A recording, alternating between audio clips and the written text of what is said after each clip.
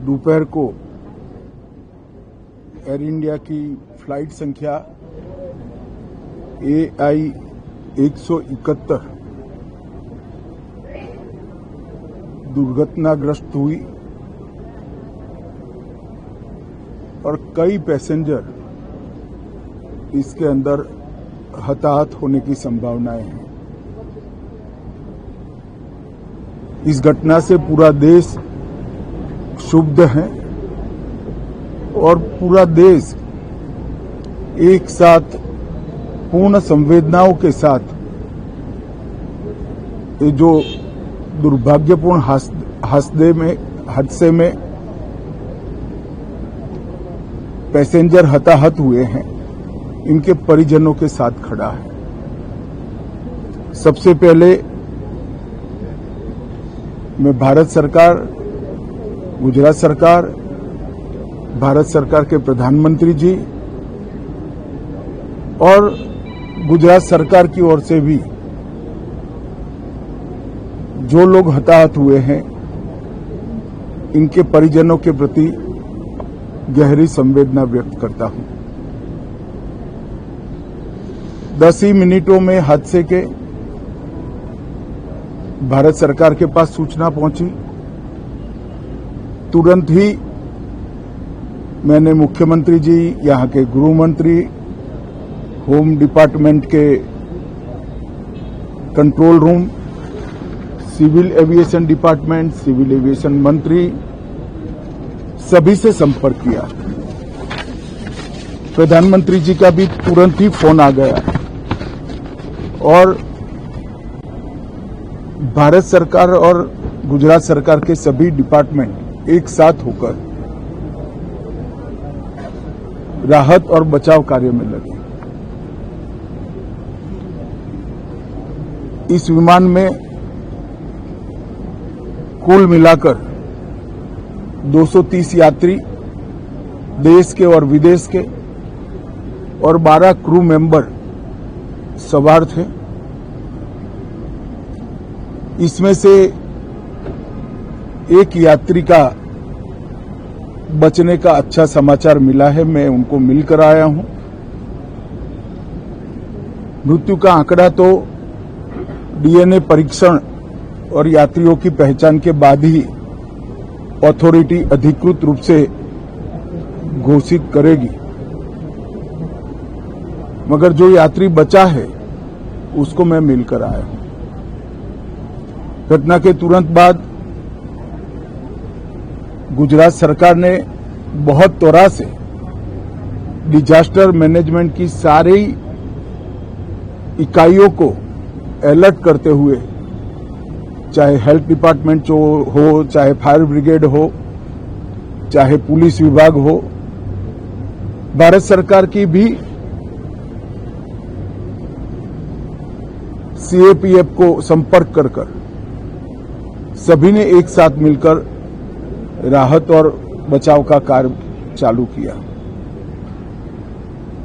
मगर 1.25 लाख लीटर ईंधन विमान के अंदर ही था और लगभग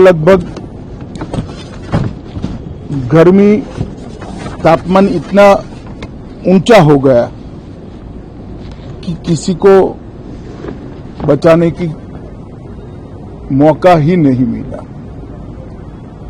अब मैं घटना स्थान पर भी जाकर आया हूं। सारे यात्रियों के मृतदेह को बाहर निकालने का काम लगभग समाप्त हो चुका है। जितने यात्रियों के परिजन यहां पहुंच चुके हैं, वो सबका DNA लेने की कार्यवाही भी 2-3 घंटों में समाप्त हो जाएगी। विदेश में जिनके परिजन हैं, उनको सूचना देने की कार्यवाही समाप्त हो चुकी है और जैसे ही पहुंचते हैं उनके भी DNA सैंपल लिए जाएंगे और मृतदेहों की पहचान के लिए जितने मृतदेह मिले हैं, इनके भी DNA सैंपल लेने की कार्यवाही समाप्त हो चुकी है। गुजरात में ही लगभग 1000 के आसपास DNA टेस्ट करने पड़ेंगे। ये सभी टेस्ट करने की क्षमता गुजरात में विकसित है तो डीएनए टेस्टिंग के लिए कहीं गुजरात के बाहर जाने की जरूरत नहीं पड़ेगी।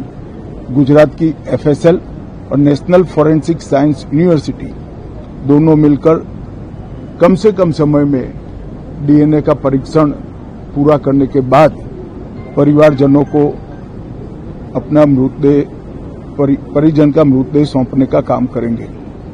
उनके रहने की सुविधा, उनकी सांत्वना की सुविधा, जिनको मेडिकल प्रॉब्लम ट्रॉमा के कारण हुए इनकी मेडिकल की सुविधा, ये सारी व्यवस्था बहुत सुचारू रूप से हो चुकी है।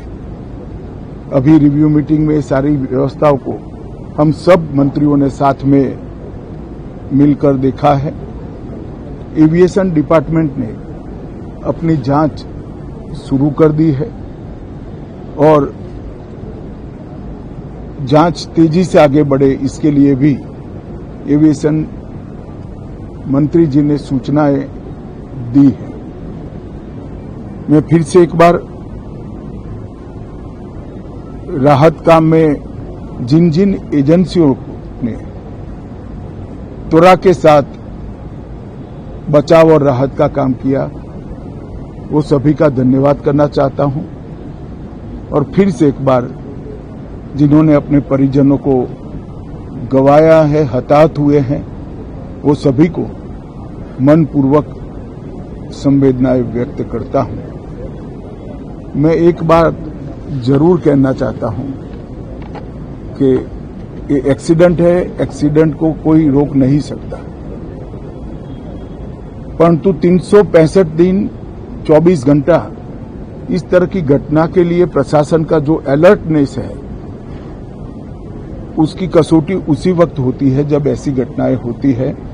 और आज गुजरात के डिजास्टर मैनेजमेंट की तैयारियों का एक प्रकार से दुर्भाग्यपूर्ण तरीके से मगर कसौटी हुआ और बहुत त्वरा के साथ यहां पर काम किया गया, वो पूरे देश के मीडिया के सामने और परिजनों के सामने भी आया है। अंत में मैं फिर से एक बार